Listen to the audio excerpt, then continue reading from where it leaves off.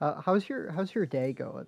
Um, it was okay. I didn't sleep super well. I had a meeting with like a bunch of content creators for the DNC, which is interesting. So apparently they're reaching out to the youth to be like, "Hey, we fucked up last election. How can we fix Damn. that?" So Okay. You're hopefully you're that'll go well, and I'll be able to contribute in some way to getting them on board with having better messaging not next being time around. Mussolini Yeah. or being more Mussolini, maybe. Who's to Yeah, it say? depends on what works, you know. If it turns out it's Yeah. the only way to fight fascism is fascism, who knows what we'll You'll do, you well, know? yeah. The best way to fight the unorthodox fascism of the Republican Party is the pro-union orthodox fascist message of Mussolini. I've Exactly. been saying this for years now. But my day Yeah, how's is your day? is going well, except for the fact that I go to a gas station, I pull in, get off my car, and a crackhead with his penis hanging out of his flaccid penis hanging out of his sweatpants, jerking off his flaccid penis, starts running up towards me, so I had to then drive away and find another gas station. Okay, I'm sorry, that's awful. It was awesome. I'm in a Democrat city. It's what I voted for. It's what I vote for every election, dude. Yeah. No, hey, you Thank can have God. empathy for these people, but also be like, please don't jerk off on me. Yeah, it's true. Like, okay, why can't crackheads I'm be from around normal? San Francisco area, so I know exactly what you're dealing with. You know, it's Yeah, pretty commonplace. it. Yeah, it. Man,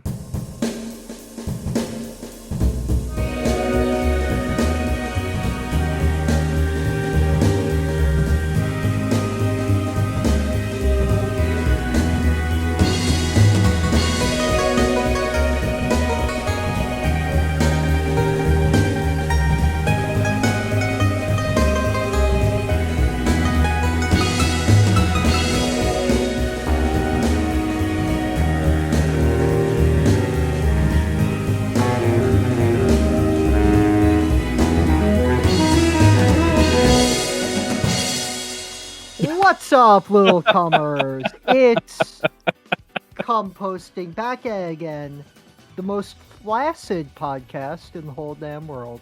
I'm joined today by my crackhead guest, the Soy Pill. Hello, thanks for having me on. You're welcome. What's your deal? What's my deal? What's your deal? I make video essays on the internet for money, and I try to. Initially, I was trying to convince right wingers that left wingers weren't so crazy in the anti SJW craze age, and then things got really bad, and now I just kind of rant about how bad things are and try to convince people with a little common sense, well, although I hate that term, that hey, we should be dealing with this a little differently. And I also stream, and what I really like doing is talking about movies. So when you invited me onto your movie podcast, I said, wow, I could potentially use my platform to talk about fun movies. Let's fucking Fuck do it. yeah. And then I Except we found didn't out pick that the fun ones that you movies. recommended, 50% of them were dog shit. So Yeah, I kind of feel bad. Um, you'll have to come on again so I can pick better fucking movies. No, I well, was like, I'll have fun talking about this, to be oh fair. yeah. But It was just not fun watching. yeah, you make videos about why we should ban all guns. Yeah, I think that's something I've said before. Yeah, and why we need a nanny state, right? Nanny state, I Yeah. think really ideally, if I were to imagine the world we live in, everyone would just kind of be like strapped down with VR headsets on with these like, milking machines, like just giving Yes. them 24/7 orgasms, and everyone's on Oh, LSD, fuck. and yeah, it's Yeah. just like no one actually is cognizant of anything. It's just a purely hedonistic machine state where we're all farmed for our resources. Yeah, you have behind you, you actually have a pentagram, with in the Oh yeah. center of it a giant poster that just says the state. Hmm. And Yeah. there's a what looks to be a Victorian coal mine worker, like a young child whose face is covered with coal, fully decapitated. Would you like to explain Yeah. Well, so you'll notice if anyone sees my video, I'm a little tired right now, and the reason for that is I was up late last night sacrificing children to Baphomet and Moloch. And the reason I Mhm. do that is because one, it extends our life, but two, worshiping the suffering of children is actually able to prolong, not only prolong life for us as individuals, but prolong and invigor these gods that have promised us a utopian hedonistic society. So part Wow. of that is like showing our face or showing our worship is displaying both the relics of Satanism and also punishing children. So yeah. I didn't know you were also Jewish. It's good to have another member of the Well, tribe. that goes without saying. I mean, Well, how yeah, else would I have gotten this big? yeah, dude. I just started getting in the YouTube money, paychecks from Soros, and dude, I just made my first 5 cents off of YouTube. Hey, that's how I much I fucking, got the first check too. That's I where it fucking starts. love AdSense, dude. It's It's so gonna great. start turning into more. Don't worry. I love the fact I'm surprised by how many of my videos are monetized, except the one where I review Triumph of the Will, except I'm doing an impression of a frat bro and talking about Leni Riefenstahl's pussy. That one got demonetized, and I That's feel probably very because of the targeted. Nazi stuff. I feel targeted as an LGBT content creator. Um, Yo, this video's mad boring, dude. But the girl who made it, fucking hot, dude. yeah, no, that was the bit. Except we said this bitch hit the wall at 19 years old. Good episode. Yeah, never Now, seen it actually, but I have seen the end of Star Wars, which apparently is a better version of it. So yeah, yeah. It was Triumph of the Will was quite fucking boring. It was one of the most boring movies I've ever watched. Cause you're just watching Hitler speeches, Mhm. and like these are important speeches that like you'll read in any fucking genocide studies class. So it was just It's like like been speeches there, I've already seen that. heard. Dude, it's like I've read all these Hitler speeches already.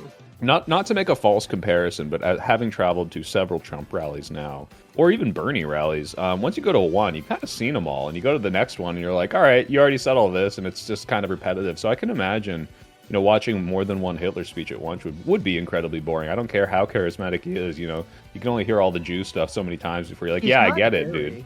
He has like a gay little voice too. I speak a bit of Yiddish, but goddamn, Hitler's voice is grating. I don't Yeah. like that guy. I really he doesn't seem like all that, you know? Yeah, I think that's a fair opinion. I don't. Yeah, I I think don't know. he's I think people are he's on the out. harsh because it feels really ableist when people are like, "Follow your leader." It's a picture of Hitler killing himself because he was Mhm. neurodivergent. He was depressive. He was having a He was just a BPD girly. Yeah, and then people like to Basically. lionize the Soviet Union for bullying him into that, and I just think that's like Fucked up. a dark part of the left right now, where they kind of support Yeah, this kind of this suicidal bullying tendencies. I I really know. wish they wouldn't, but Yeah, I mean, yeah, it's really fucked up because it's like him and Joseph. They used to be good buddies, and now it's like promoting toxic relationships. exactly, yeah, it's like, I hey, don't like really just like cut them that. off, just ghost them if you're really that upset. But like the fact that he drove I him to know. suicide and it's worshipped, it's Yeah, kind he's of so. I mean, Joseph was so passive aggressive, and like one day he's like, "Here's a bunch of raw materials for no reason." The next day he's like, "I'm going to cyberbully you into committing suicide because you were doing problematic ships." And yeah. it's like, Hitler is a queer man. Let him do whatever sort of problematic ships he wants to do. Yeah, yeah. No, it's just disgusting. But We like to talk about the real issues here. Oh God, dude, I don't want to. I do fucking Terror on the Prairie. Let's get into it. 2022. yeah, Directed by what's his last name? Poland. his name's Poland. Yeah, his name's Poland. His name is Polish. Michael Polish. Polish. Michael Polish. Yeah, It's I wish directed Hitler by had a invaded Polish him guy. though. I wish his ancestors. No. No. No. So, No. Not that um, one. as someone who has seen a lot of Daily Wire content, I was expecting, like, this is like the the unhealthy medium of not good enough to be enjoyable as a good movie, but not like so bad like a Am I Racist or a Lady Ballers that like invigorates me to talk about it for like an hour in a YouTube video because it's so bad. It was just nothing. It was like quite nothing of a film. I grew up watching a lot of Westerns because my dad was into them, and there's so many things, like so many tropes that this like tries to play on that I think like make a Western. You know, you've got like, oh, the badass gunslinger, the revenge plot, the the crazy outlaws that come in and terrorize everyone, and like it kind of has like, constantly too yeah, much. just constantly, I love being evil. Yeah, there's literally a character that just cackles like that. And I don't know if you noticed this. This is, I mean, we'll get into this, but it just kind of like falls flat in each of these tropes. And it feels like a movie filmed in a backyard. And to an extent, I think it actually was, because it's like in Montana. It's probably someone's property. You know, they probably filmed it for very cheap. It's Matt Walsh's like child slavery household. Yeah. Yeah, but it feels very low budget, and I know it's lower budget than like a Hollywood film because it is. But like for example, within the first like 3 minutes, I noticed things that were just like, wow, this is really not good. The opening shot. I don't know if maybe have you ever seen the like Red Letter Media Plinkett reviews of the Star Wars films? No. Okay, so a very famous thing he talks about is the opening of Star Wars, the original Star Wars, is you've got this establishing shot that tells you what you need to know about the story. It's the rebels and their tiny little ship, and then the Empire's got that big Star Destroyer, and it's like, look at this. You've got the big evil thing, you've got the small underdogs. They don't have to say anything. And I feel like they watched him talk about that, because the opening shot of this is, you know, some beaten up bloody guy running away from horses, and so you have this shot. The horses are going so slowly. This is like the slowest horse chase of all time.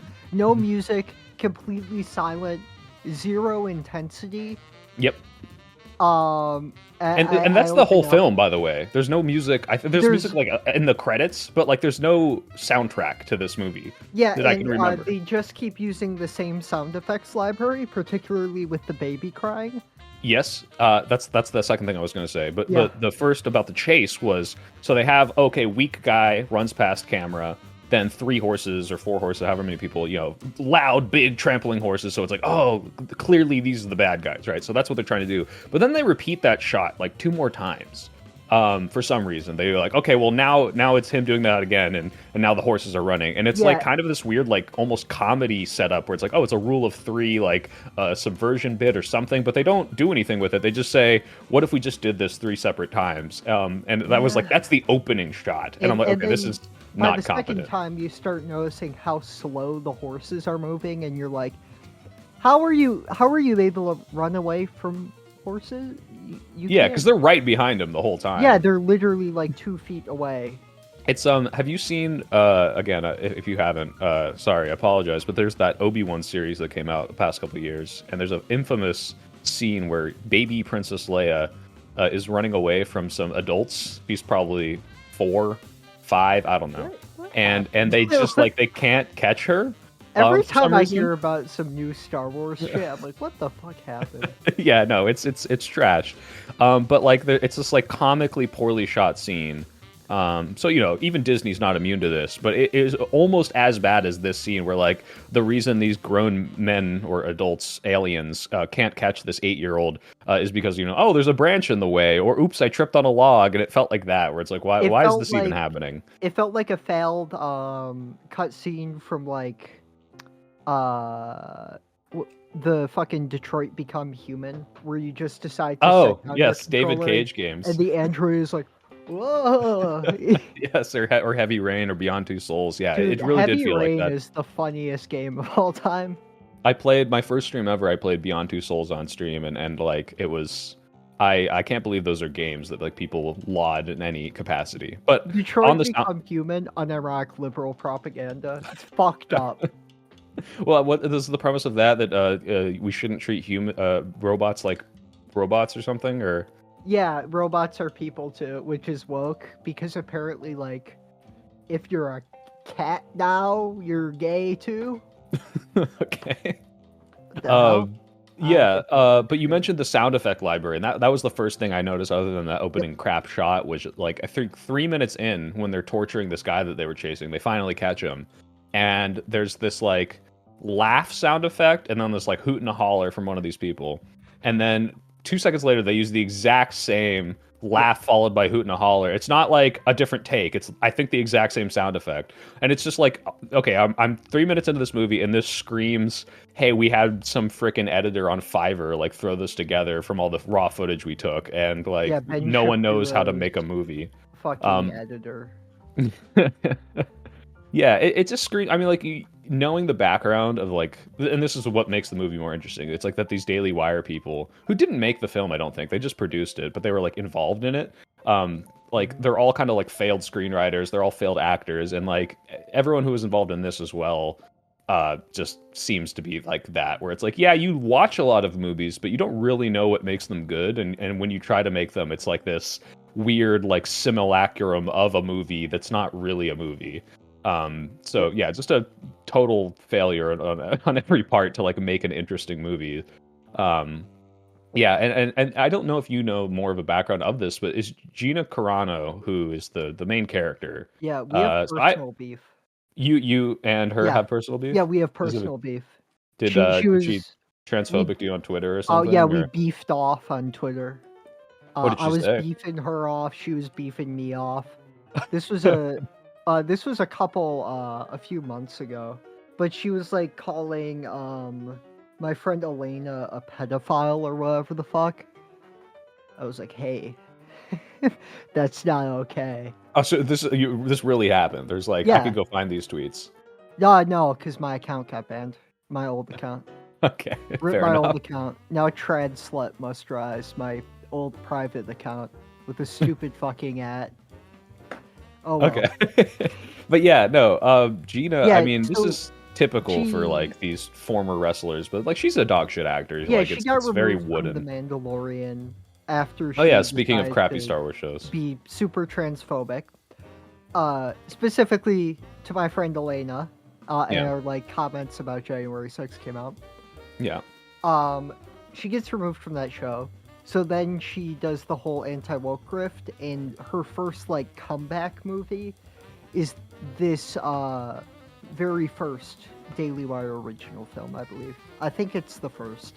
If I not believe the so. very If not, first, the Run most Hide Fight might have noteworthy. been the other one, but Oh, Run Hide Fight was first, but this was like their first one that was like shown in like theaters and shit. oh yeah, I saw this had like a theatrical run. It would have made like $10,000, $13,000. You could buy like a used BMW M3, but like not a good one. So like that's fucking sick. Yeah. By the I way, hope, did you know the Daily Wire is like probably going bankrupt, or have you heard yeah, those they are rumors? Or bankrupt, which I'm oh, okay. fucking pissed off about because like that hurts my bottom line, that hurts your bottom line, that hurts everybody's bottom line. Like I would do. I don't want them to exist just so I can make content. No, I'd rather no, them not I'm exist. getting my Jewish money management cousins to try and buy out the intellectual property rights to Daily Wire so I can keep their shit going as sort of a controlled opposition. That is actually a really good idea. I think my fans have floated the idea of me purchasing Tim Pool. So like now, once I hit the As like threshold your of person for your harem. no, just like apparently Russia was able to spend $5 million to get him to spout their talking points, and I said, well, he's got a big platform. Why don't I buy him for $5 million? So eventually, every super chat for every stream and every ad revenue thing is going to go into the purchase Tim Pool fund. So I think that's a really good How much do you think idea. you'd have to pay Tim Pool to twerk? To twerk? Probably less than $5 million. If I ever go on the show, I'll ask. Do you think he has like 2 beanies on his ass cheeks? Yeah, I didn't even notice you had a beanie on because it's like I it do. looks normal when someone who's not bald and constantly Yes. wearing it. Because I'm not ugly. Okay, so back to this movie we're trying to avoid Oh, yeah. talking about because it sucks. So Gina is the main character in this film. She's got grit, by the way. It's her personality trait. Her husband, like, Jim stares into the camera and he's like, "You got grit." You got grit. Yeah, it's Her like her husband is so fucking funny in this movie. His first line is, Doggone coyote, my chickens. His line read is like that level of bad. It's funny that you say that as like, wow, this is so like unrealistic and badly written or whatever. But I have a conservative friend who has been spamming me coincidentally the past week talking about a coyote eating his like animals and how he's been waiting to shoot it. It wasn't a chicken; it was his dog. But it was like, okay. Yeah. Well, it didn't get his dog. It's trying to get his dog. But the point is, like this, like the first line I hear out of this, like like rural hickey guy is "goddamn coyote." I'm like, wow, this is pretty realistic. Like this is, I guess, kind of what they do out there. But it's interesting because this idea, like, oh, you've got grit, Gina, because like obviously the arc of the movie is, oh, I'm just a dumb woman, and then she turns into this badass essentially. Yeah. I'm a badass. There's a baby in one hand and a gun in the other. Get yourself a girl who can do both. Girl boss. But what's funny is like, boss. I would never have really analyzed the movie this way had I not known it was a Daily Wire production. But knowing like how the Daily Wire feels about like women and like when they talk about them, it is in the very much like the misogynistic, but like diet misogyny where they're not like, oh, I hate women or like, oh, women suck, but like, look, naturally women are just not as good as us, and like we treasure and value the things that they are good at because that's all they can do and that's all they will ever do. And like that's like the ending speech in Lady Ballers is Jeremy Boring saying that to his daughter. It's like, look, men and women aren't the same, and you can grow up to be like a homemaker or have babies because that's what you're good at. Kids, Ben Shapiro and Jeremy Boring, like they're liberals and they're the ones calling the shot. Whereas like Matt Walsh is sort of like a neo-reactionary theocrat fucking guy. And obviously Candace Owens was she's a Kanye West. Yeah, Kanye West. But yeah, obviously the people like in management positions are very, very much conservative liberals, and that's kind of the ideology of this movie. A little bit, but what's interesting is like at the beginning, you think, oh, there's a snake, and like any like really hard, like a Matt Walsh would write a movie like this, and a snake would come out next to the baby's crib, and the woman would be like and jump up on the table and like, somebody save me. But the diet version of that is, oh well, she's got vigor, she's got grit, so she grabs the gun, and you think, oh, is she gonna like hit it or something? But the genius that her character decides, oh, the baby is in danger, so I'm gonna blast this snake inside with a double-barreled shotgun right next to my child and give it permanent hearing loss. Yeah. And so the man has to come in, her husband has to come in and go, no, you dumb woman, what are you doing? Give me that gun, and smacks the snake. Yeah. And so that's like, oh, she's gonna I realized at that moment the arc is gonna be, oh, she's gonna realize when she has to shoot the gun. It's gonna be like her transformative from a dumb gun woman to a smart gun woman. She gets called a whore within the first 20 minutes, which was very funny because I don't like Gina Carano either. So. Yeah, and I think she was part of the development, so whether or not it was her choice to make herself the central character, I'm not sure, but like, clearly, I mean, I didn't like her in The Mandalorian either. She's just this flat wooden character, which is what most like wrestlers turned actors do. Or I guess she was a UFC fighter, but I think the only one of these people that like doesn't totally suck, well, maybe two, would be like John Cena and Dave Bautista. I think have like actually developed to a point where they can kind of act. You've seen Fred too? Was he in Fred 2? Oh, right. He was in all of the Fred movies. He was Fred's dad. I don't know if he could act at those times. I don't want to speak for those movies. Dude, the Fred trilogy, peak. Yeah? Okay. Peak. Yeah. See, I actually do like them in Dune. I like Dave Bautista in Glass Onion. I like him I like Peacemaker. That was actually a pretty good series. So like, it's possible. Yeah, it was surprisingly good. Yeah, and so it's possible for an actor to become a good or a wrestler to become a good actor. Gina Carano is not one of these people, though. I mean, she's just very wooden throughout this whole movie, and like there's several moments where she is, supposed to be giving like an emotional monologue about falling in love with the dad, or oh hey I'm very upset, or I feel that my child is in danger. And never once did I buy like a single emotion that she was trying to portray. It was just all this very like stiff, wooden, stoic delivery, and at best a theater level like, oh no, I'm screaming because my child's in danger. But like it never once sucked me into this universe. She's a horrible, horrible actor. And like, if you're acting in a movie without music, you do need to sell your emotions a bit better. Yeah, like a stage play, but you got to be really, really invigorated. Which is why it's often hard to do movies without scores, and why like shit like Dogma 95 is so impressive. That's the Kevin Smith one? Dogma 95 is a European film movement that Lars von Trier was a part of, where they... Oh, okay. I'm thinking of the movie Dogma. Back. Oh, yeah.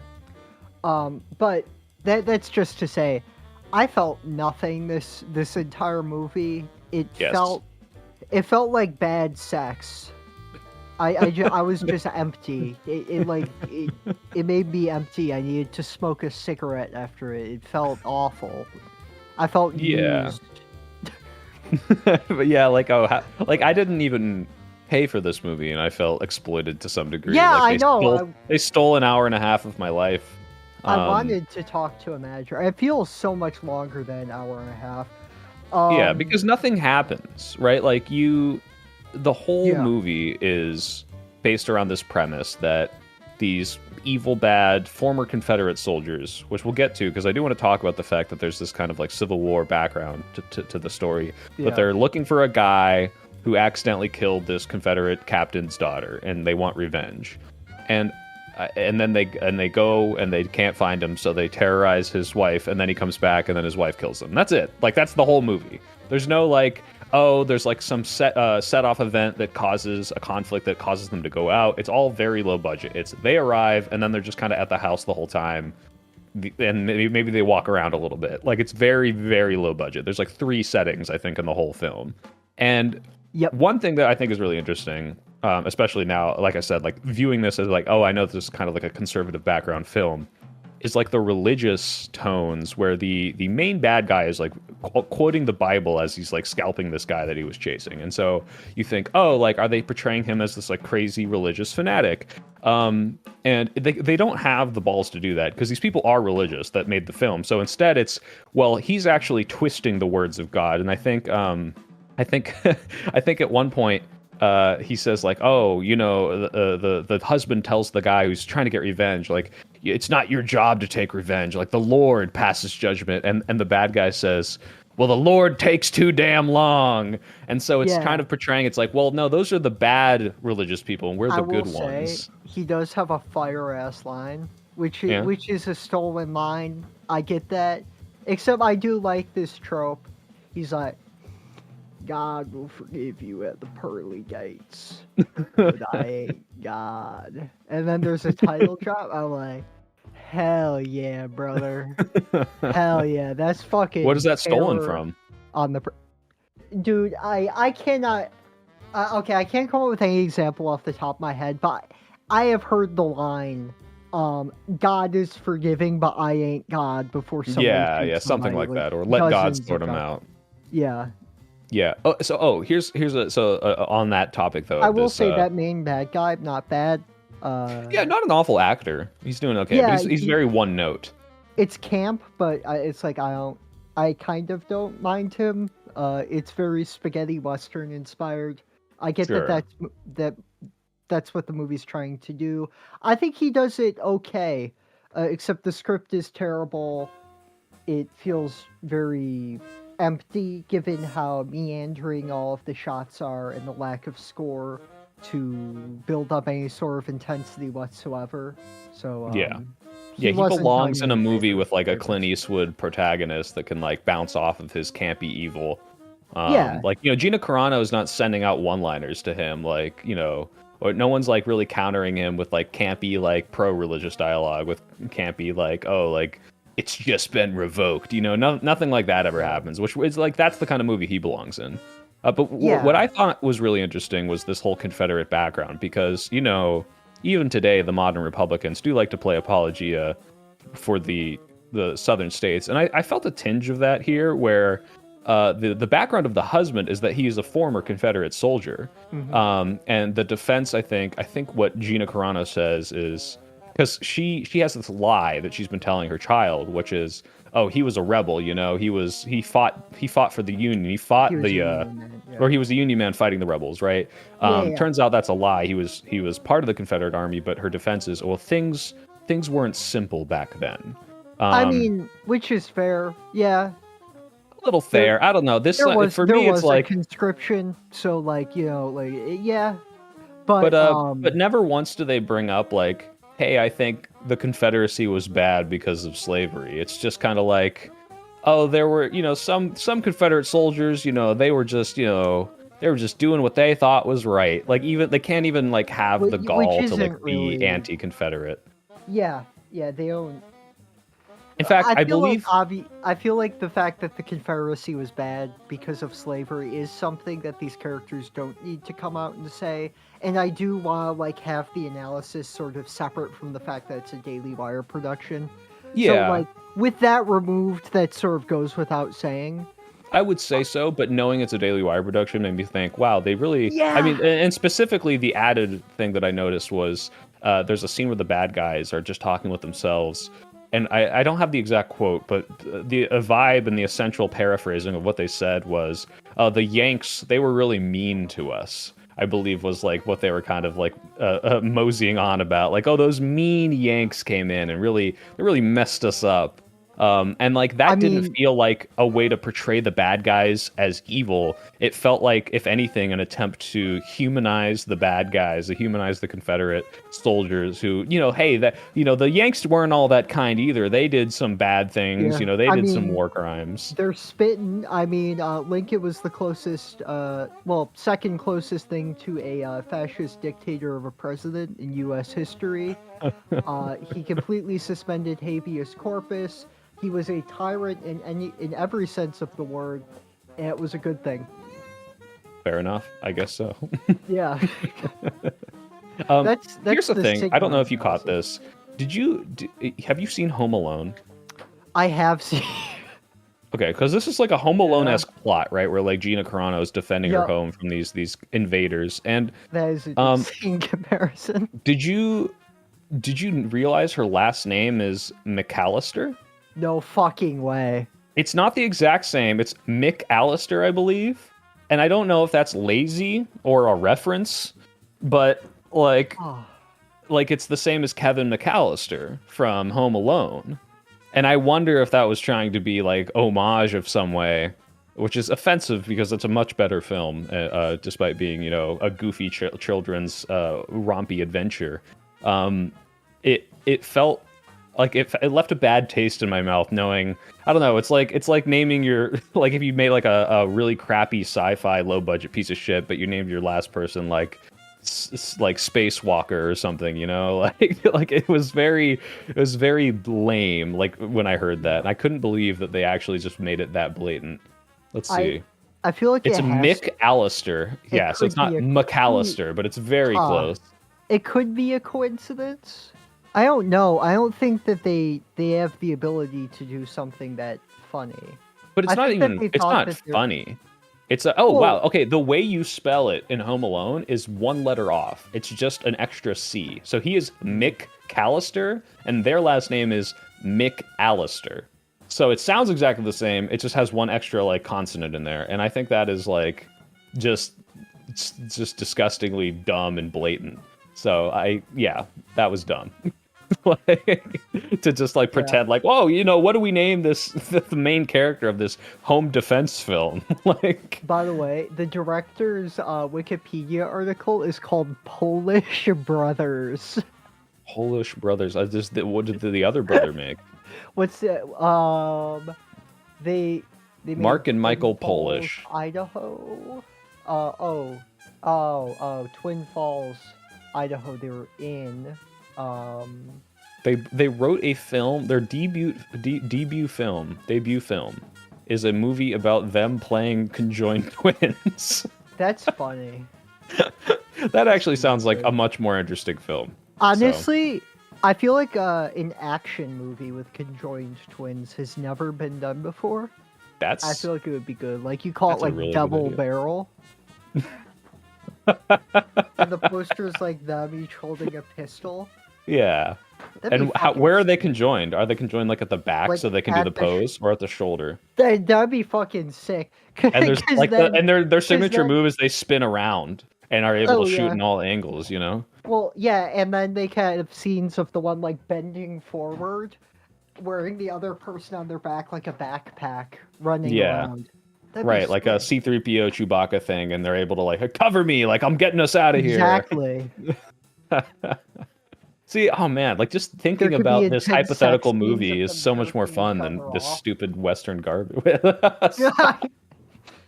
I'm trying to think about anything else to say about this piece of shit. If you had a conjoined twin, would you jerk each other off? I probably wouldn't. I can't know. I think the mentality of always having this person with me, like, it's not you though. It's you attached to someone, right? Well, I don't know if they're usually like identical twins, you know? No, what I mean is, you have separate brains, right? So like you're clear, like you don't feel their hand on your wiener. That's true. Like you feel your wiener. You don't move the hand. They move the hand. Yeah, so it's like you're getting a hand job. Right, which is like it's like your sibling is jerking you off. So except it's you. It's literally it's a fucking. But it's not you. If I sewed you today to your dad, and you jerked each other off, that would not be you. But you would be attached. It's just like it's not, you know. Anyway, the last thing I have to say about this piece of shit is that the one other conservative thing that I saw was this theme of like self-sufficiency, like the arc, of the Gina Carano's character at the beginning is like, living out in the prairie is hard and we can't make it. Let's go move with our parents and be dependent on the welfare state of our family. And the husband's like, no, I'm gonna go and be a hard-working bootstrap man out in the fields. I like when the Indians just randomly show up and they're like, they're just like saying gibberish to each other, and just bring a woman to get sewn together. That's awesome. What was the point of that? I don't know. I thought, wow, this is gonna come back. It never came. I thought they were gonna come back and help at some point. Like, you helped us, and we will help you. But they just kind of were there and they're gone. You were honorable. Yeah, that felt like a Western trope they forgot to include. Maybe they could only afford the paying people that weren't their friends and family for like a day. Oh, were they Italian? Italian and brown face? Most Indians are. Yeah. At least the ones that cry. Oh, that one, yeah, the garbage, the litter guy. But yeah, no, by the end of the film, they used the bounty money from the people they killed to build a new house, and it's like, actually, it turns out if you just stick to your guns and don't go live with your parents, you can kill a guy, kill a couple guys, and you can be self-sufficient and own your own land. I guess is the moral. All of these kids have to be deaf. Yeah. Yeah. You know, I think there's one other thing I did want to bring up, actually, which was it felt like the villain was like, I don't know if this is like a fair comparison because it's such a better villain, but like, you know how have you seen Infinity War, like the first Avengers of those two? And Thanos is like he's not like just overtly evil. He's doing this like, well, I'll kill you if I have to, but like, I have a mission and you're not part of that mission, so I'm not just going to slaughter people. I'm not just this like, overtly, I love killing person. The utilitarian. Yeah, and it felt like they were kind of going with the villain, because when he first gets introduced, he's like, not like going in there and, like, oh, dumb woman, get out of my way, and beats her. He's like, oh, let's, sit here, hang out. And they're don't tell her this, but they're waiting for the husband to come back to get revenge. But they're not just like, immediately taking them hostage. They're being cordial. And I'm like, oh, maybe it's going to be this kind of dynamic thing. But by the end of the film, he's like, all right, boys, get in there and rape her to death. And let's rape her, boys. And let's make her husband watch while we deflower her. I mean, it's just like, oh, okay, well, we're here now. First off, you saw her kids. You're not deflowering her. Yes, that's true. I don't think they said deflower. I think it was... I think what they said was, watch as we turn your wife into like a whore or like a prostitute or whatever. That's which was awesome. like, I guess very obvious attempts to make me like hate the villains. But if anything, I was just like, I just don't care about any of these people. I've got a plank of wood. That child was a better actor than her. We've got her husband who's absent for 90% of the film, and we got a Yeah. baby that was actually like annoying with like how often they kept playing that crying Yeah, I sound wish effect. they So had. No, I'm not gonna what if they say like that. killed the baby Yeah, or yeah, done something else exactly. with the baby? You were Yeah, thinking, done. yeah. I Yeah. just wanted it. I wanted it to be over from the first 10 minutes, and Yeah, I don't know. I knew that was gonna have a rape scene in it at some point because it's a conservative movie that has a woman main character in it. And that's like the only way that they can make a fucking villain in these types of movies is just like, oh, have her rape her. yeah. Yeah. You know, that is one thing. Speaking of like the overt violence, there was just like a lot of overt violence. And as someone who's, used to watch Live Leak for, pure morbid curiosity, it's not that it bothered me insofar as like, oh, that's gross and I can't watch, but it was just like gratuitous for the sake of it in a way that was kind of annoying, where it was like, oh, Yeah, we're like gonna sew this woman's leg up, this hurt Indian lady, and instead of just showing them sew it up real quick, it was like a drawn out, yeah, you extended, see her like like, leg yeah, pussy. prosthetic, like getting leg pussy getting like sewn together, blood I spurting mean, everywhere, and who like, would wanna fuck that thing, am I right? yeah, the lube's already there. No, it Yeah. was it was just so like, are you trying to make this more grounded? And if so, Except there's is that nothing grounded about it. And the violence isn't over the top enough to be like fun. Like I don't know, they have the scalping scene. It's like, wow, great! You saw Inglorious Bastards, and you thought you like soy clapped at it.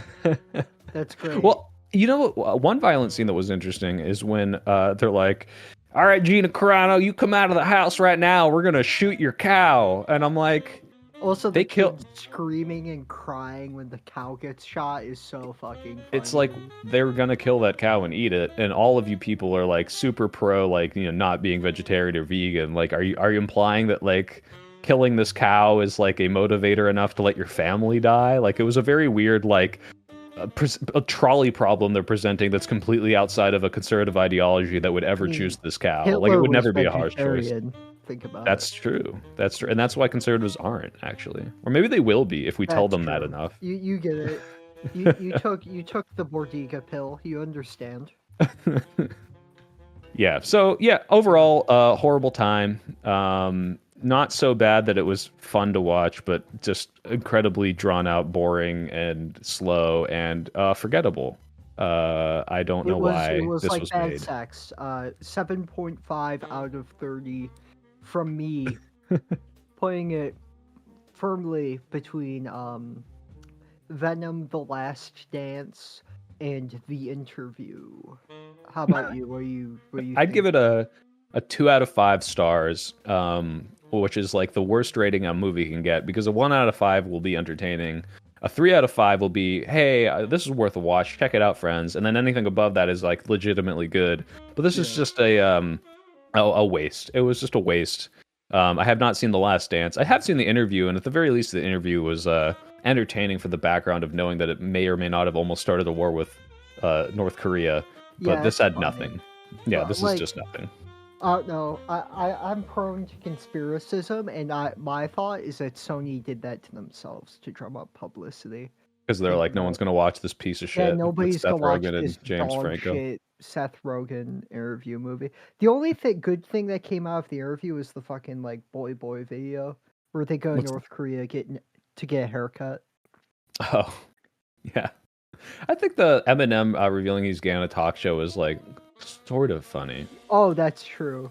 Not funny enough, That is but very true. Eminem, I'm gay is really funny. yeah, I suck especially for how cocks, often he says the guys. F slur, So Honestly, I don't know. I think he has a goddamn right to say it. yeah, he's been through a lot.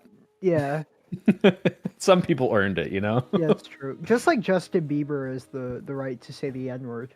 because of what, the Diddy stuff. Yeah, he said the N-word a bunch after the Diddy stuff. After the Diddy stuff, I Yeah, thought it was after the before the Diddy. Diddy stuff. Oh, okay. If it was before the Diddy stuff, that gave Diddy, The right to do what he did, yeah, the right right? to do what he had to do to teach that white boy a lesson. Sit your white ass down and listen. A black man Sit is your talking. white ass down.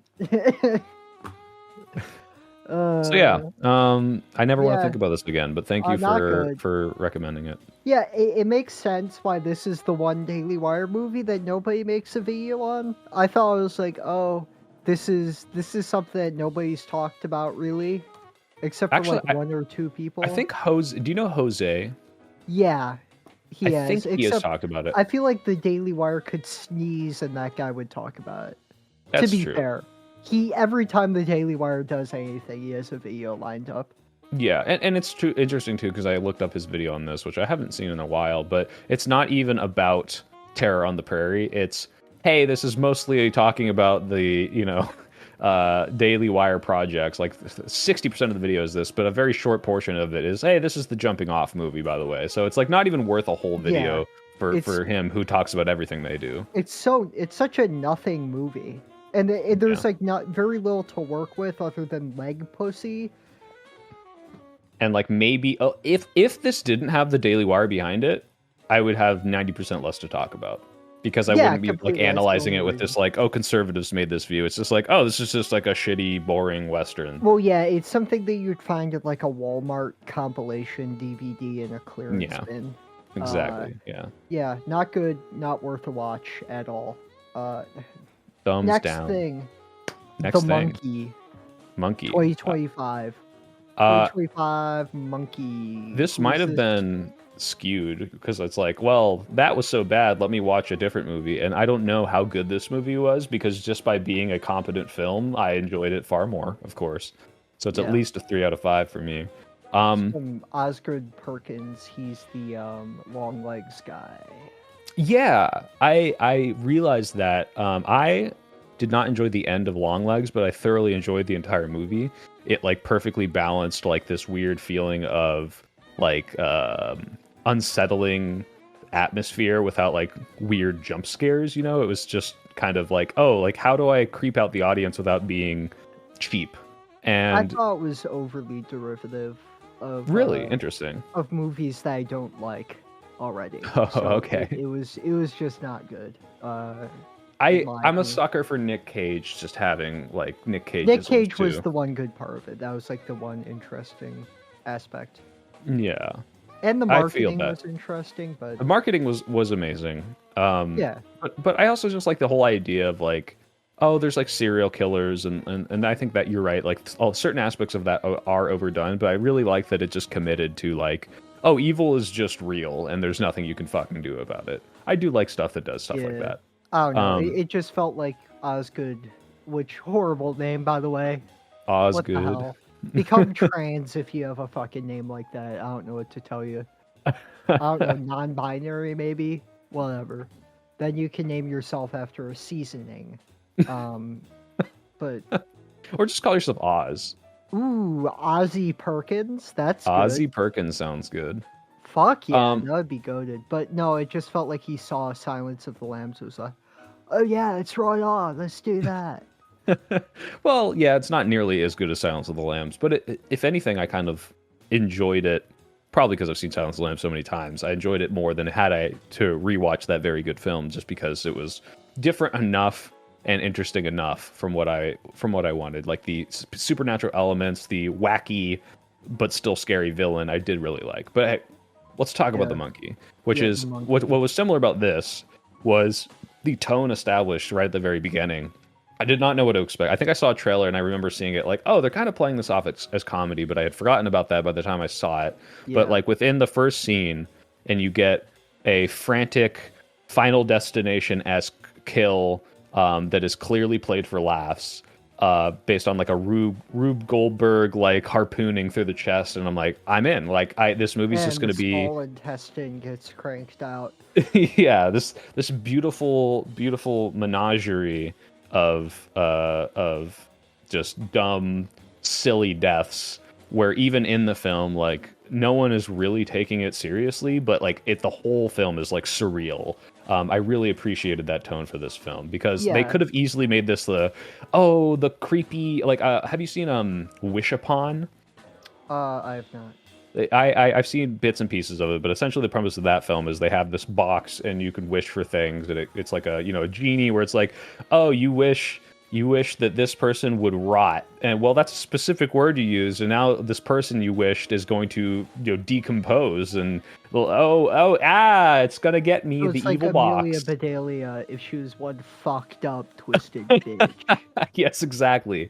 But it's like so boring because it's just like, okay, whatever, like something bad's gonna happen and they're gonna make it seem so evil, but like I'm not upset or scared. And I think this movie could have easily tried to be like the scary monkey is gonna kill you, like the nun, or like, the what's that, Mathregan or whatever. But instead it's like, okay, yeah, people are dying, and there are even things in this that were like unsettling, but it's still like playing it for laughs, and it's like this, more like a Coen Brothers like dark comedy than a horror film in and of itself, and I really like that. Yeah, I had an ex who was really into Stephen King, so I ended up reading a lot of Stephen King's books. This is based off of Stephen King's The Monkey, obviously. Yeah.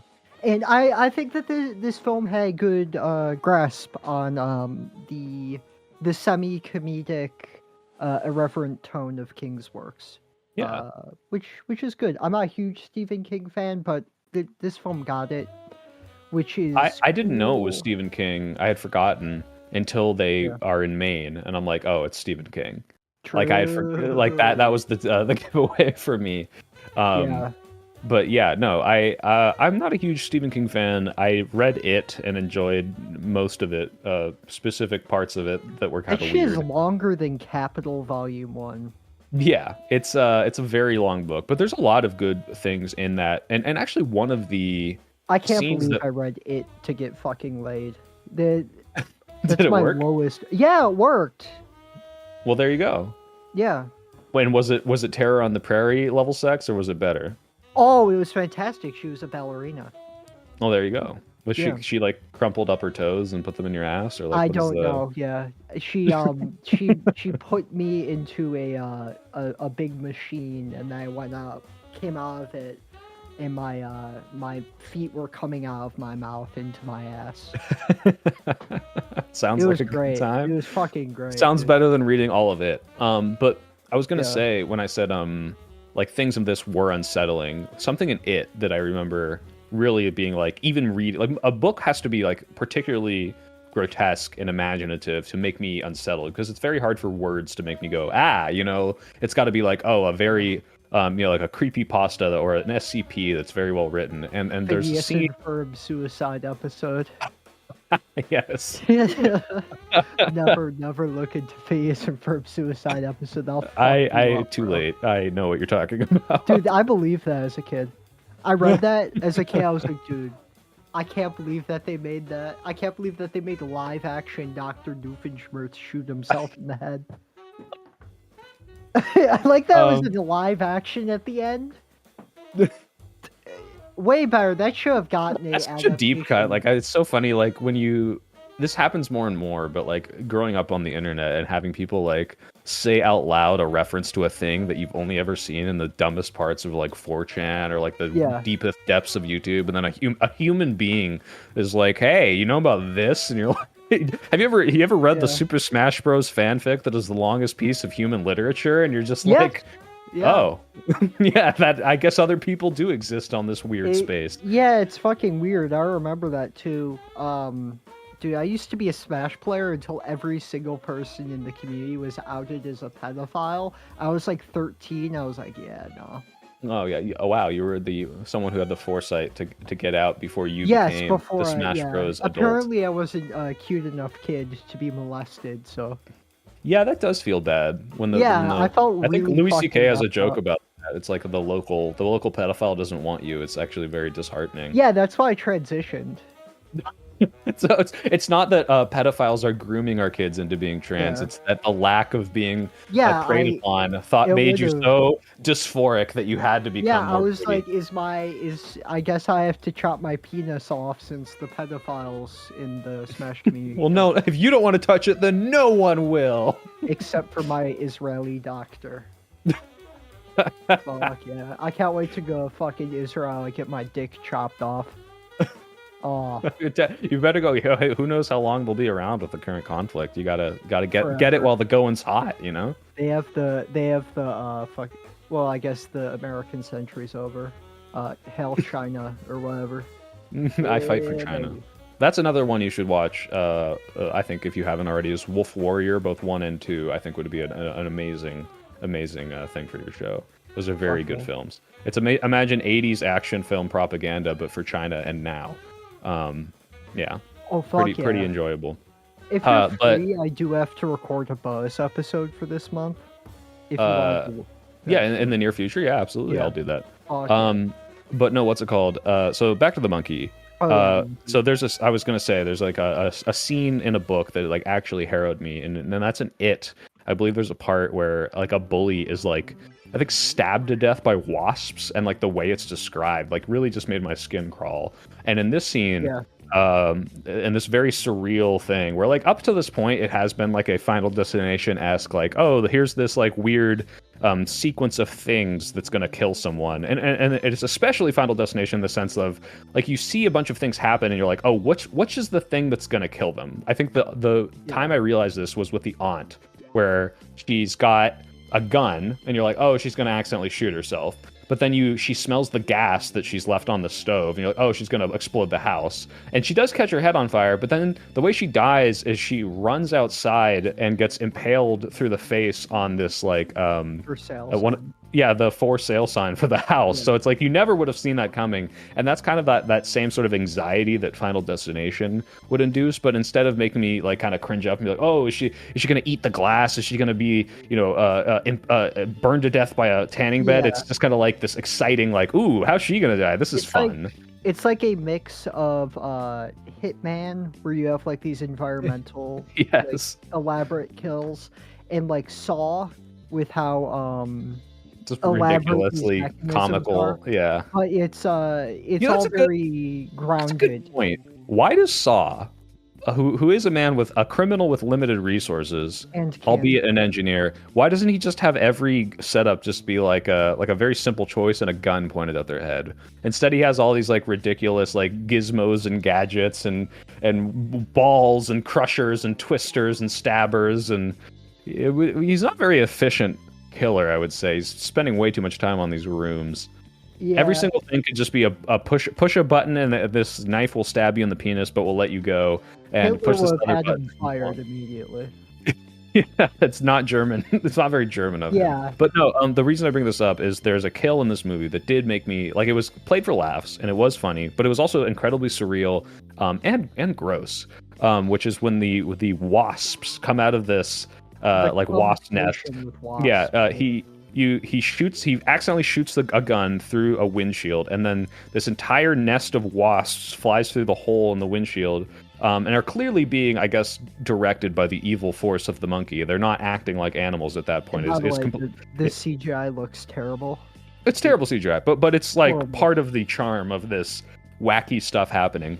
And they just all fly into this guy's mouth, and then just start like eating him alive. Like these carnivorous wasps are like eating through his face, and he just like instantly kind of decomposes.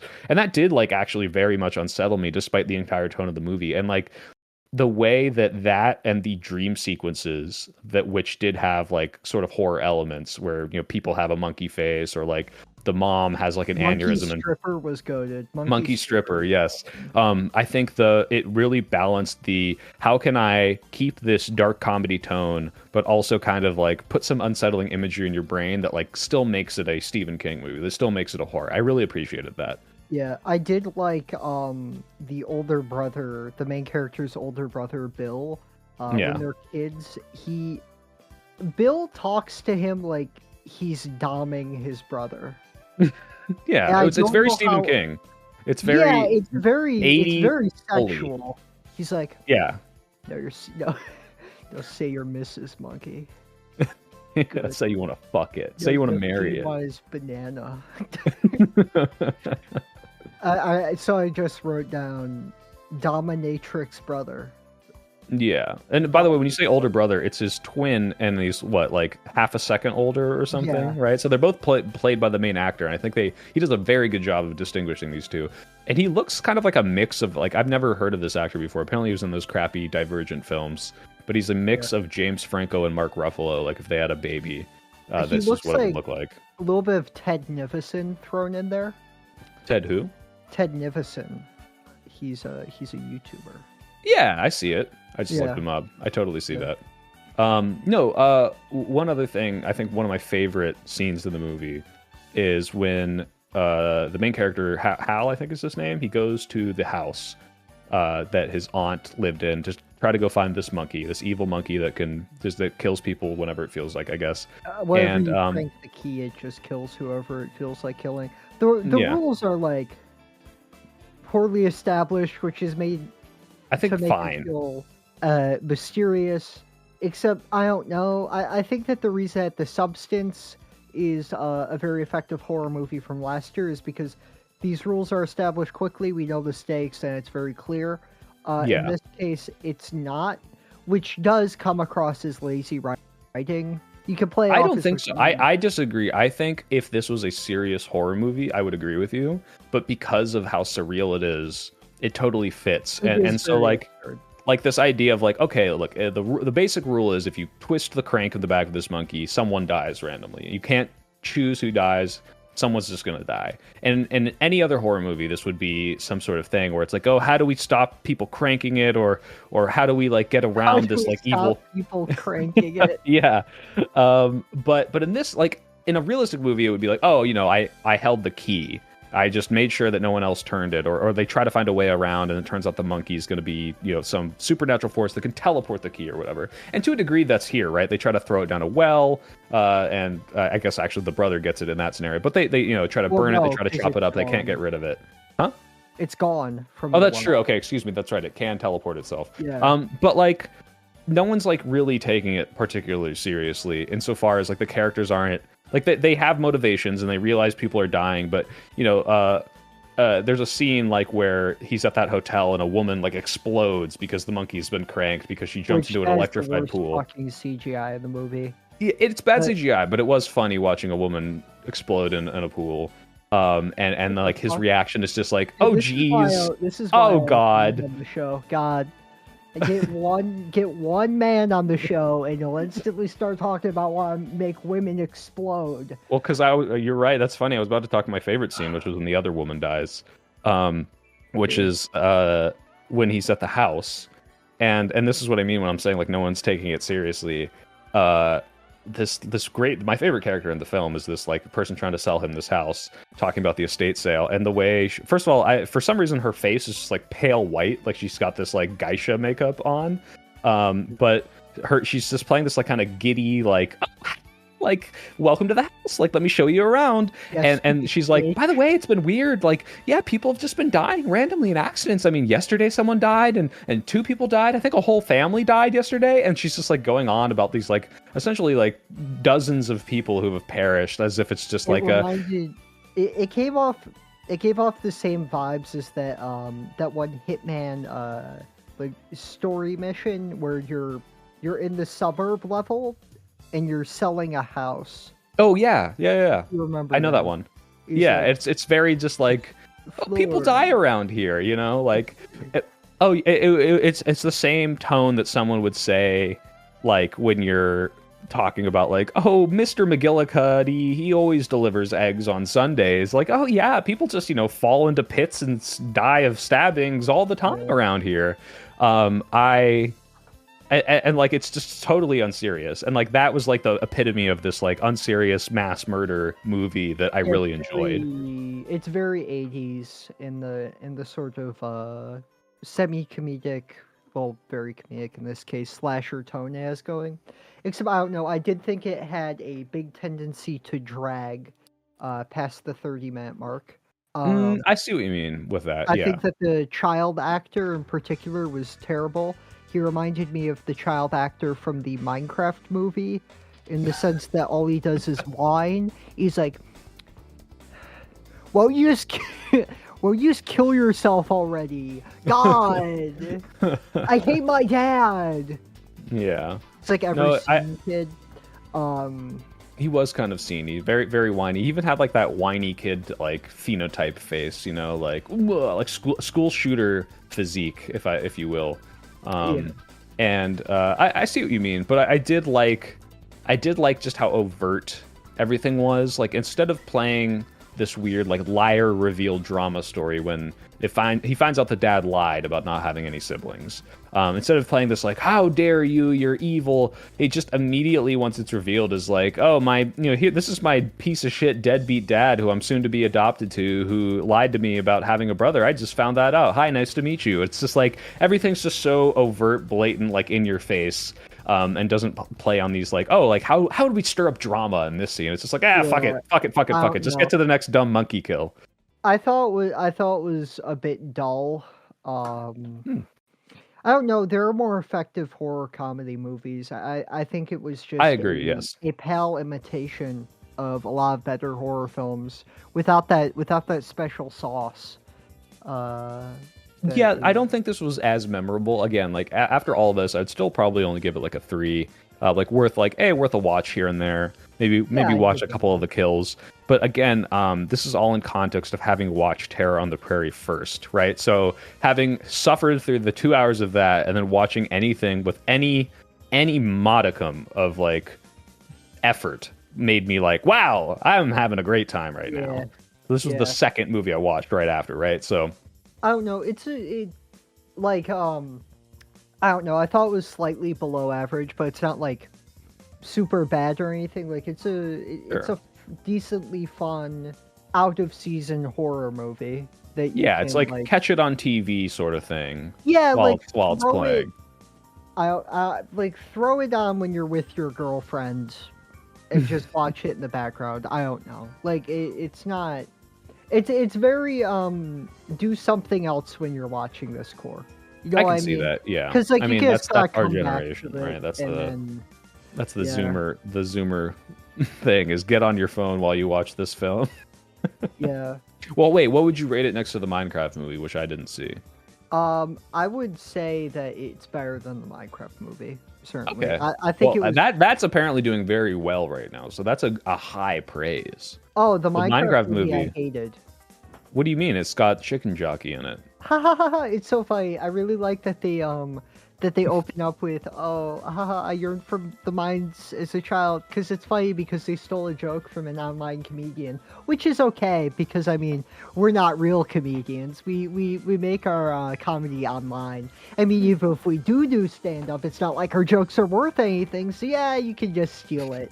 It belongs to everybody now. You don't need a writer's credit on the film. That it's fine. Oh, isn't it? Was that your joke? You sound very personally attached. No, because I am personally attached when these fucking big budget productions steal shit from talented comics.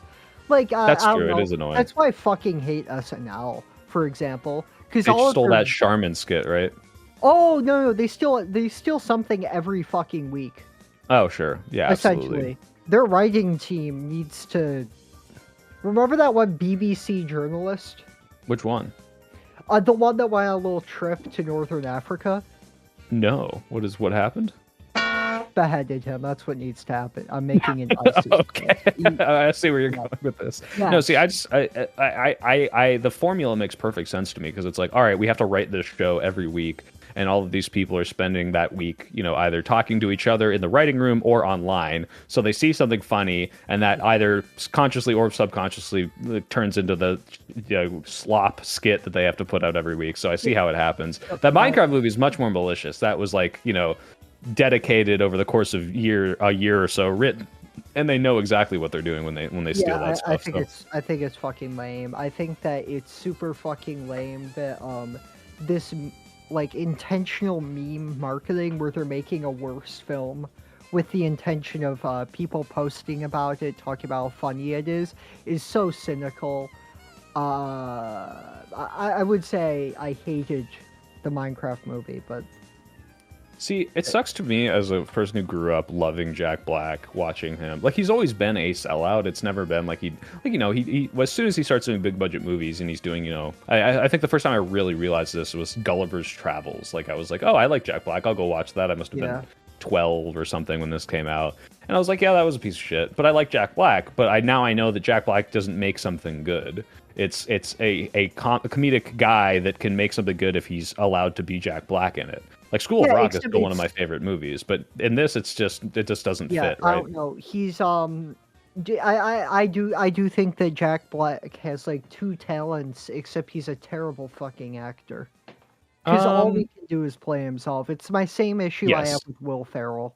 Yes, I really don't like Will Ferrell. Although Jack Black works if there's a Jack Black character written into the film. So I think he works in School of Rock. He doesn't work in King Kong, right? Yeah, like, and it's not like he's like Jim Carrey, where it's like, yeah, overall I hate him, but you hate Jim Carrey?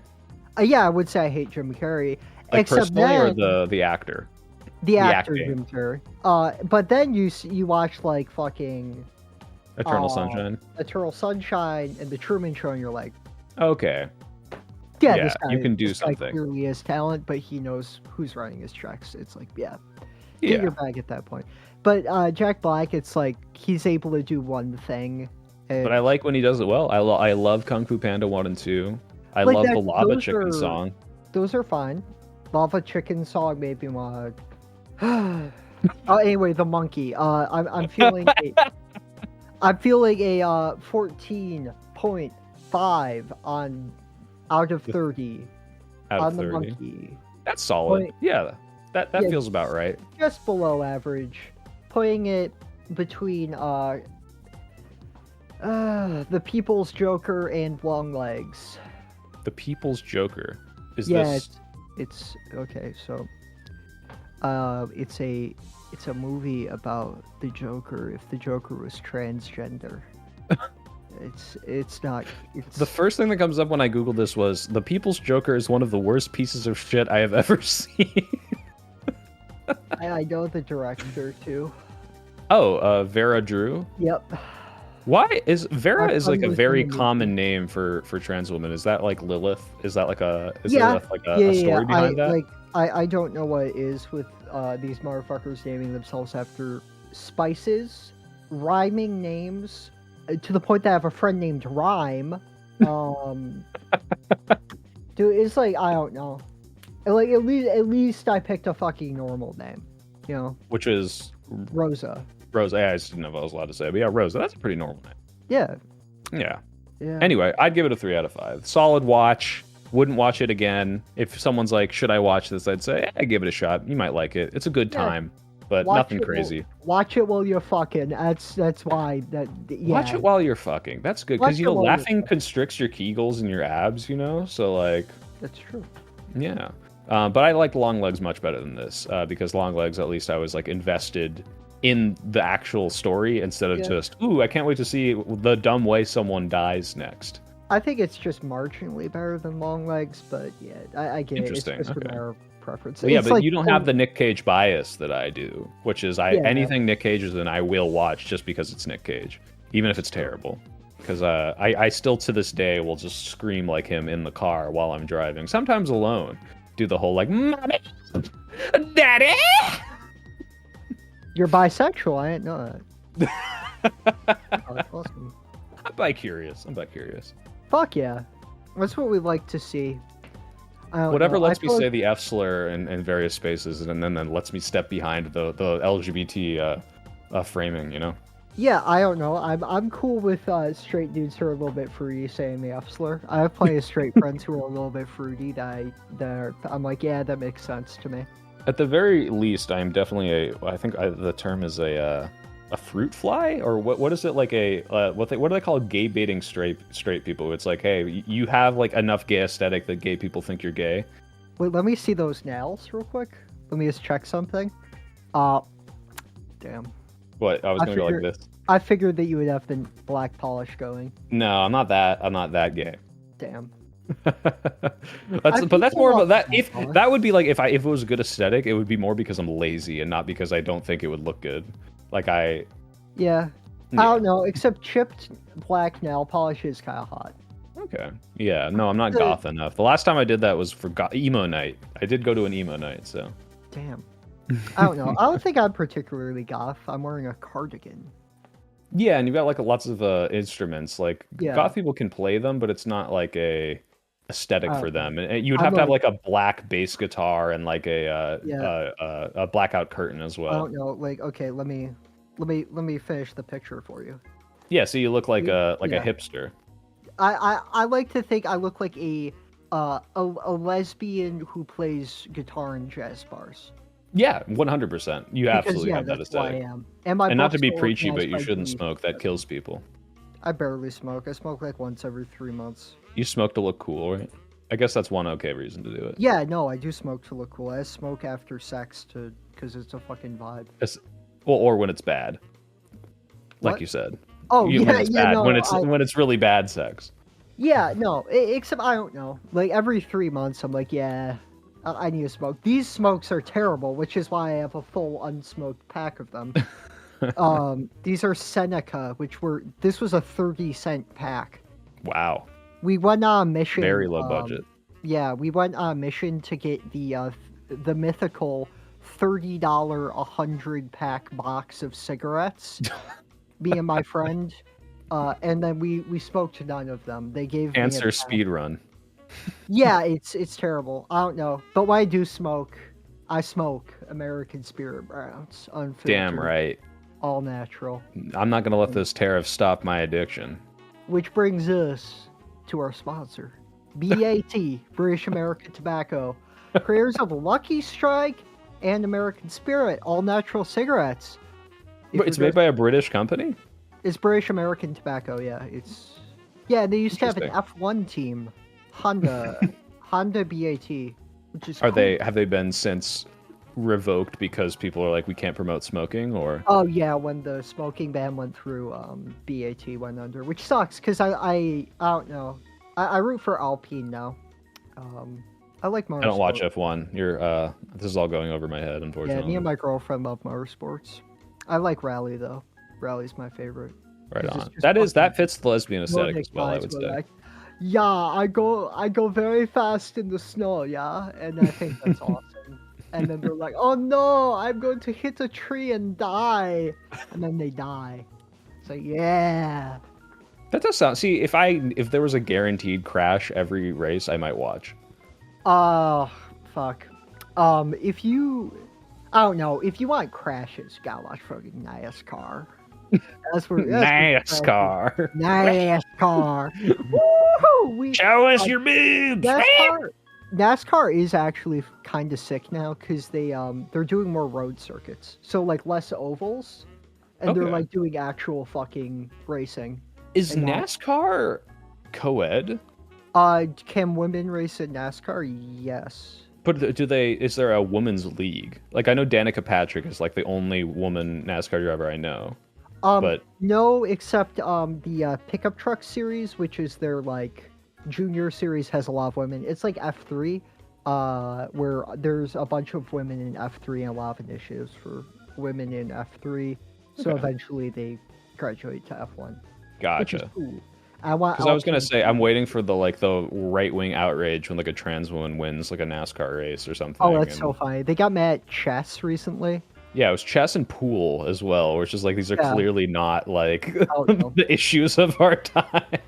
But honestly, dude, if I want Alpine to be the first, I want a French woman who chain smokes with some hairy ass armpits to be the first woman F1 driver. Yeah. Well, if anything, wouldn't that just reinforce stereotypes of if you don't have femininity, you're more masculine and therefore are able to win the car race? Shouldn't the first person? My girlfriend does racing and she is quite feminine. Oh, yeah, I was gonna say then maybe someone like her, someone like with like incredibly like gender stereotypes. Except like she's trans. Well, sure, but if she's feminine, embodying, then she would fit all of the criteria, right? That's true. Anyway, movies, both not the worst things in the world. Not unhappy I watched, but enjoyable to talk about at the very least. I had enough to say about them that wasn't like, why did I watch these? And it made me appreciate for both of these, and this is just kind of adjacent, that the less I know about a film, the more I'll enjoy it going in, no matter how bad it is. If I don't watch any trailers and I don't know what it's about and I just watch it, it is the only way for me to be as close as what the director wanted as possible, knowing that every single thing on screen is exactly what he wanted to show me. I have no expectations about what should happen or, hey, when's this coming on? And I could be guessing, but like, it's very hard to be disappointed and I don't know anything. So both of these were able to do that. That's why I block out a lot of information from me. Like, I know nothing about the new Wes Anderson movie. He's my favorite director. Oh, okay. Because I've very intentionally just sort of like avoided any sort of information. I'm sure when trailers start coming out, I'll inevitably see it in the theater. I'd recommend not doing that. I've been doing that as well for directors that I know. Like the new Bong Joon-ho film, the Mickey 17. I knew nothing about it going in. And like, I was so happy going in just having no idea what the fucking movie was going to be about. I very much enjoyed that. I think trailers should be banned. I think you shouldn't be allowed to watch communism, trailers will unironically be banned. Yeah, because you can't market anything, and also it saves me 40 minutes in the theater. Well, marketing is just going to be banned. Yeah, that's what I'm saying. Like everything will be gone, and the only way to go see a film is just like word of mouth. Worship the state, to suck the state's cock. Oh, speaking of which, I still highly recommend Wolf Warrior. Those are propaganda at its most enjoyable and finest. Dude, absolutely as a proud center left social democrat, I can't wait. I can't wait to say that China #1. True, China is my favorite social democracy. It is the most successful example of a social democracy. But when I say that, everybody gets angry at me. I don't know why, even though I am literally correct. They're the most successful? Yeah, they are the single most successful liberal social democracy in the entire world. I don't know by what criteria you'd measure it, but all I know is that if I watched Wolf Warrior on repeat, I would be agreeing with you 100%. It's true. I use liberal the way racist whites use the N-word, by the way. I could tell. Don't worry. I hate them. Which brings us to our Q&A segment. Why are you a big city liberal? What the hell? Why am I? Well, I was born here, and I like the food in the big city. Why am I a liberal? I don't know if you draw a line between liberal and progressive, then I'm technically not a liberal. No, I don't draw the line. Everything to the right of me, which is a like liberal. Yes, exactly. Then I am a liberal. Yes, I call most communists liberals. So you're interesting. A liberal. Yeah, no, I'm definitely a liberal. And if you scratch me, maybe a fascist will bleed. It depends on how mean I'm feeling that day. I don't know. I don't think I could scratch you. Like you couldn't. Fuck. I need a diamond blade, and it would fucking crumble. Oh man, if only I was so built that my muscles could repel the sharpness of a diamond. That would be pretty cool. But that'd be fucking sick. No, You could. Why am I? Have you ever tested it? That's true. I've never shot myself. I would have to look into this. You should. Well, I'm gonna. Yeah, I have to use smaller caliber bullets to work my way up to like a normal. Yeah, exactly. Start with some bird shot, work my way up to like. How many superheroes are there just walking among us who are completely bulletproof that we just have no idea that they have that talent? Yeah. Well, have you seen Unbreakable? No. Okay, well I don't want to spoil it. You should watch Unbreakable. I'll watch Unbreakable. That's like one of M. Night Shyamalan's movies. It's like, wow, this is like a movie. M. Night Shyamalan. Yeah, M. Night Shyamalan. I have these politics just based on, by the way, just like how I've experienced life and what I see working. I'm sure ideologically someone could probably convince me to be like a socialist or a communist, but like just so I'm like, hey, let's, where we are right now in America, let's get to what I lived with in Germany or Europe, whatever, because I think that works better. Which is a nice segue. Library of the Communist Left. Do you want audiobooks? Oh boy, I do. I know I love free audiobooks. So listen to them on the other channel I contribute to. Links in the description. Cool. Are you sponsored by audiobooks? No, I run an audiobooks project. Oh, do you read them? Yes. Okay, cool. And you read communist literature? Yeah, we translate Italian left communist text to English, and now like do audiobooks. We're working on a lot of Amadeo Borgiga text right now. He's basically a Leninist who's anti-Stalin and anti-Trotsky. He like takes a very orthodox Marxist path, which I like. So on the communist commune, your job would be translating the communist literature. I would be reading the communist literature. I can't speak Italian. So they could all be lying to you. You don't actually know if you're reading the correct words. You actually might be reading an originalist, new pioneer of communist, architecture. They're modernizers. I hate the modernizers. Just one sentence I've already radicalized you against the people closest, and my CIA handlers will be happy that I've destabilized yet another. All of my friends are liberals. I guess I'm the one true Marxist. Fuck. I'm gonna make another splinter group because that's worked really successful for us. We need a fifth offshoot of my writing group. It's over. How simple it was, and the check just cashed. Yeah. Yeah. What got you into making YouTube? I watched a lot of YouTube. So I just, I've been watching internet videos since 2010, 2008. And, if you watch something enough, I mean, I would say that if you involve yourself in something enough that you become good at it, but that's not true because there's plenty of people the Daily Wire crew, they're all cinephiles, but they don't know how to make a movie. Or Elon Musk has done lots of things for more than 10,000 hours of his dog shit. I don't know if they watch movies. Yeah, well, at least Matt Walsh with the whole we're giving me my fertile 16-year-olds or whatever, Yeah, I love Matt Walsh. I love his Twitter where he's just I oppose democracy. That's why I'm in favor of democracy. It's what the fuck are you talking about? Just be honest, dude. He's the perfect amount of you're really smug, but you're so stupid that it doesn't piss me off. You're too stupid with your smugness versus a Tim Pool where you're you at least have some amount of self-awareness to know when to stop. And it pisses me off because you're manipulating people. No, so I just watched a lot of YouTube and I was well, people like to hear my opinions sometimes, so why don't I try just making stuff? And I've been doing it for 5 years now and it just recently popped off, which I'm very happy about. But apparently people like hearing my dumb ideas. Yeah. What's the worst video you've ever made? In my current channel or ever? Either. Why don't we do both? Okay, I think the worst video I've made on my channel is I was writing a video on something I cared about, which was everyone's complaining about safe spaces, and let me explain the concept of it. And fuck your safe space. Yeah, that era. And then on the plane ride back to Germany from vacation, January 6th happened. I land and my Twitter feed explodes, and I'm I'm moving to Germany. Oh no shit, where at? Yeah.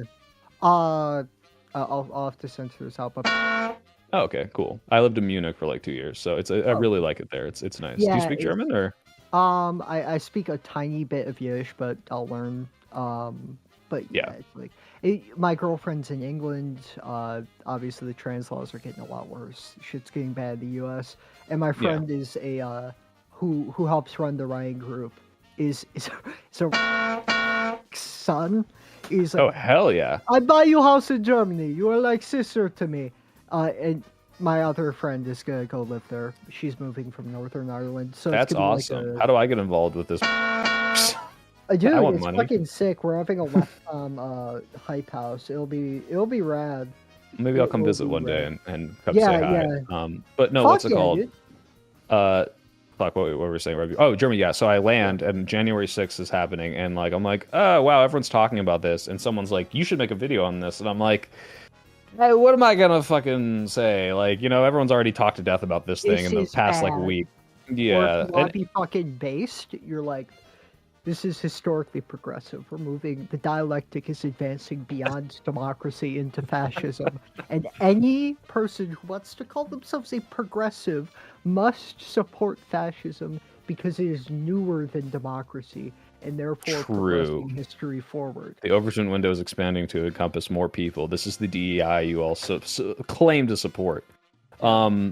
Yeah, so I made a video and it felt a little forced. It doesn't suck, and I make some good jokes in it, but I'm just that's definitely my least favorite one.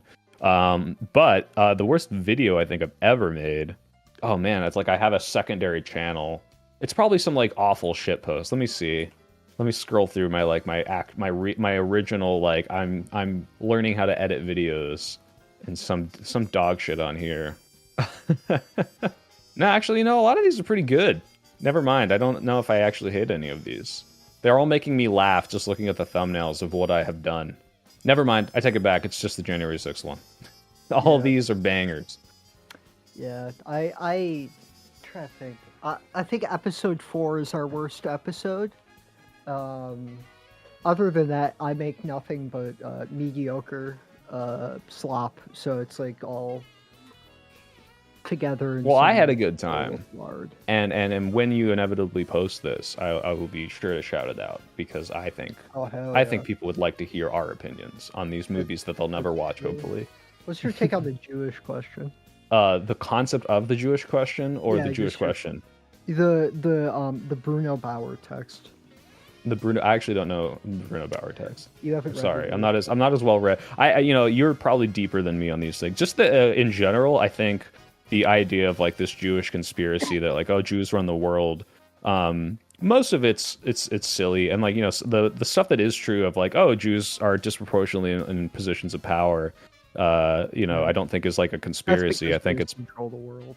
Well, yeah, it's just because you shove them all into these jobs where they make more money, and then it's like, oh, well, now we're better at it. Get fucked. But what is funny to me is like all of the people who push it the hardest are like it's just like the dumbest people. And I really like the idea of like this like all powerful secret government that is able to control every aspect of our lives, and the one people that can stand back are like these Twitter dipshits that are like, I've noticed the patterns, and like they have that the meme like shut it down. Yeah, I like when they just like put stars of David over random people's faces, and they were like, "This proves it." It's fun. I think as a Jewish person, I think anti-Semitism is really funny. Either because it's ridiculous, or sometimes it is just funny when they're some of the jokes they make can be funny. I think, and I say this a lot, right-wing Nazis are much funnier than conservatives. Like they definitely have a better grasp on the Sam Hyde kind. Yeah, okay, like Sam Hyde is legitimately fucking funny, which is something I can't say for most conservatives. Well, he used to be funny at least. But what I think the best evidence against the Jewish question is that Elon Musk, did a Sieg Heil in front of the whole world, and Mossad didn't take him out. You would think if we controlled everything, someone would have got him for that, but it really just didn't happen. So, unless it was a distraction from the real. It was a distraction play.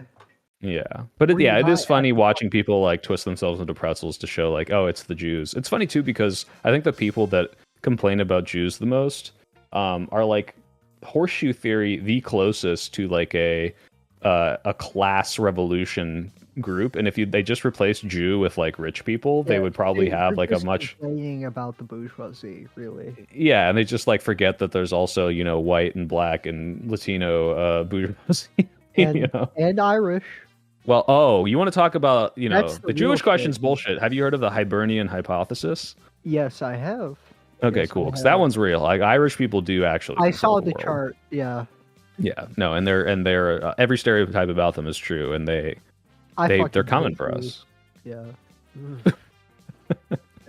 Fucking heady freaks. Yeah, Jeffrey Epstein was actually originally named Jeffrey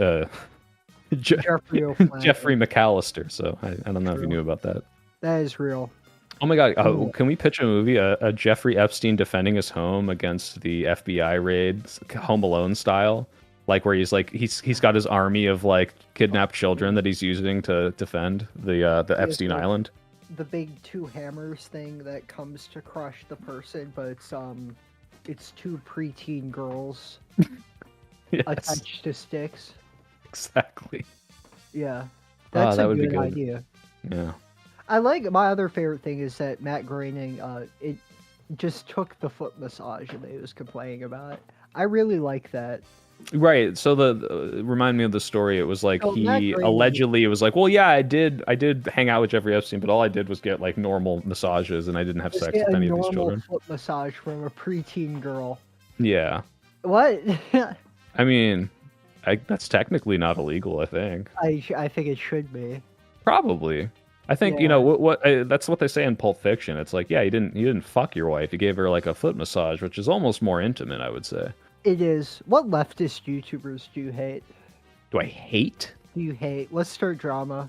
I don't know if I hate anyone because I don't know them, but I dislike like Hassan. I'm not a really big fan of Hassan. I think he has a lot of dumb takes. He's just kind of a himbo, and for having the biggest, if he wasn't Okay, like the look person who's with the biggest fucking platform, talking. huh? So look who's fucking talking. Yeah, but like I will admit wrongdoing and take lots of criticism, and he like shields himself in this bubble of like leftist like jerk off, which is disallows him from ever like improving as a person, which kind of sucks because I Yeah. think that he could be a much greater force for good, and probably overall does mostly good. But just given the size, like, I never have watched like a live Hassan stream. I randomly just tuned into one just to see like what is this, right? And there's 40,000 people watching him, and I'm like, okay, you have a big reach. You are having interviews with like these media figures. You are talking to hundreds of thousands of people, if not millions of people. I just wish you were smarter and more articulate because I think he's smart with some things, but he is a bit of a lib. a lib? I was going to say, if anything, he's more left. Well, okay, sorry, I forgot who I'm talking to. That's true. He is a lib on your chart. Yeah, it's true. But I don't let's hate punch again. down. I don't like punching up. Let's punch lower. Let's punch lower. Let me let's find punch someone lower. with like 10 subscribers and Yeah, I fucking hate. yeah, fuck this guy. Yeah, fuck this. Dude, I just pretty much wish- hate anyone who's like bad faith and won't admit wrongdoing and like can't like analyze things critically. That's pretty much it. Yeah. Like I just need to find someone to harass. I think that's what would make me feel. oh, that's less why you're asking the depressed. question. Yeah. Someone to harass. Yeah, so that way I'd Interesting. feel less depressed. Okay, so I have like this little. I wouldn't say they're like an orbiter because I don't have orbiters because I don't even have a Discord because I don't like fostering that sort of community. But I met someone in a debate that was on my team, and I'm like, oh, I like this guy, and he's economically read, and he's a neo-lib. And I always raid my stream into his stream whenever I'm done because I'm like, oh, good for this guy. I think he's fun. But it'd be funny if you harassed him a little bit, Okay. not like viciously. But his name's Non-Fawn. So if you go after Non-Fawn? Non-Fawn, Okay. if I Hey, set non-fun, debate me at economics. Oh wait, you won't, because I've read more econ theory than you. He's read a lot of econ theory, but I would watch it. That'd be fun. Yeah. You should go on his stream. He'll I have let an you audio- on. I have an audiobooks show, dude. I've read. I read. No, but he has Notion pages full of econ writings, right? Do you have Notion I'm pages? part of an economics writing collective. Oh, okay. Yeah, and yet Well, somehow you've read obviously. all this supposed facts and stats and literature, and yet you're not a neolib. How could you possibly not come to the correct conclusion? Because I don't worship the state as a god. that's the you want the honest truth? Yeah, I don't want a fucking nanny state. That's why. I want a nanny state. You I do want nanny a state. delicious nanny state. I want the milking machine. I want the I want drugs, mommy- IV drugs pumped into my veins. I want mommy state to fuck me. That exactly. Yeah, You get it. yeah, I get it. Yeah. Hey, I want we're the Jordan Peterson fantasy Chinese cock milking basement. Dude, that would. He has good taste. Do you think he found that because of his algorithm? Yeah. Oh, my Like- favorite Jordan Peterson tweet is either when he's like telling Elmo to kill himself, I was gonna say the Elmo tweets are good. or my favorite one is, "Good job, Elon. It's getting so much harder to find child porn on here." That's a pretty good Jordan Peterson. Yeah, I was gonna say not the there are churches everywhere for those who look for them or whatever. That's like a banger tweet. And it's like I think the picture is like sunlight going through a water bottle and it makes like a cathedral on the wall or something. Let me find this. There are cathedrals everywhere. Yeah, here we go. He's such a messy bottom too, because whenever he's talking about young men, he's like sobbing and quivering. And so the dichotomy is that Stacy is whose house he has to go to, but Stacy's mom is the true beautiful one, and they could never be together. I get it. It's because it's that band I hate. You hate that band? Yeah. Sure. Sure, dude. They're like the fucking Wiggles for adults. The Wiggles are the Wiggles for adults. Let's be clear. Oh, that's true. Let me take a look. Oh my god! Wow. That's not even. What is this? Dude, what the fuck? Don't tell me that's not a shit. banger. Dude, that's some shit I'd tweet out in a K-hole. What the fuck is this? Up yours, woke moralists. Oh, We'll see who cancels who. oh, I can't see off the poppers. Help! I can't see. Hey, where can people find you? People can find me at the Soy Pill on YouTube, which is my primary residence, but also on Twitter and Blue Sky at the Soy Pill, no spaces, all lowercase. Okay. Can we admit Blue Sky's unusable dog shit? It's not unusable, as no one uses it. If everyone from Twitter switched to it, then I'd switch to it. It's the exact same thing. Yeah, except it's just there's no one's gonna funny transfer. people. I hate everybody on it. Every time I try and use it, somebody says, "We don't do that here," to me. What did you say? I don't know. It wasn't even anything that edgy. I think I called someone a stupid fucking and then they were like, "We don't do that here." That's pretty light edgy for the internet. Oh, how do you feel about 4chan going away? I'm pretty upset. I think that's bad because one, X is gone. I will say it's a double-edged sword because my girlfriend will stop being posted in 4chan and my TTTT thread is gone, which is good. You have a whole thread in TTTT that stays up? Yeah. How does that work? Don't they cycle out every week? They do cycle out, except people talk about me on there. Interesting. Well, not anymore. It's gone. Yeah, my girlfriend gets constantly fucking posted on there. Wait, why? Because she's a gigapassoid. Passoid. I didn't know you guys had slurs for passing people. Yeah. Yeah, they have all sorts of slurs that they call me in my Twitter comment section too. Which is great. Now I gotta check this out. I got called a rape hun, which I don't know what the fuck that means. Wait, what's your handle again? Trad slut, but the U is a V because I'm trad. Got it. Posting. Follow back, absolutely. Millions must watch. Yes, the 5 cents YouTuber. I literally have this same screenshot of an estimated revenue of 5 cents. That was my first paycheck. That's so awesome. I have one from a specific video that says 0.00001 cents. So threatening someone to turn them into a cum sock is a pretty good. No, guess who I'm threatening? Click on the profile of who I'm threatening. Ed the sock. Wait, oh, you're followed by Stacy? That's the trans woman who's like, it's like, she's a passoid, right? Yeah. Disgusting passoid who is Am always. I a passoid? I don't know. You're the one who you told me the moniker just now, right? Yeah, so I'm not even sure when and when not to use it. I need people's input. I know what my if you never told me you were trans and I didn't see that trans flag there and you told me you were a butch jazz lesbian, I would have bought it completely. So passoid is definitely a spectrum. Yes. Sorry. Nice. Wait, what caused her to follow you? I'm so curious. She went on my politics podcast. Oh, hell yeah. That's cool. We recorded that 2 Wait, you days invited ago. me to a movie podcast after watching my videos? You're like, I don't want to talk to this idiot about politics. No, because it's like I'm co-hosting the politics podcast. This is my shit. Dead Domain hosts the politics podcast with me. Is that cum posting or is that a different one? No, it's WTF now. It's on her channel. This is cum posting. Oh, okay. So okay, good. I do want to be on cum posting. Cause that's fucking sick. Except I shouldn't have put cum in the name. Cause now everyone compares me to Nick Mullen, who I'll never be as funny as. What's wrong with that? Nick Mullen's hilarious. I love Nick Mullen. And I love Cumtown. Except I wasn't like thinking about Cumtown when I decided to name my shit cum posting. So now it looks like I'm like fucking. You're an orbiter of trying to be them. Which, I mean, I can only wish, but I don't know. I feel like that now I can't ever have Nick Mullen on the show, even though he's one of my biggest inspirations, because he'd be like, he'd like call me a and they'd leave. That's fine. Why not? Except, I don't know. That would actually on composting. Make it happen. Yeah, I do miss them. They did their little like reunion show recently. It was pretty funny. It was. I don't know. I hope that apparently Nick's going into film, which I'm happy for him. finally trying to get back into it after being kicked out because he has a show Yeah. called Cumtown. Hopefully he'll get back into some commercials. His $1 billion fucking Yeah, his Super Bowl $1 billion commercial. commercial, the Super Bowl ad.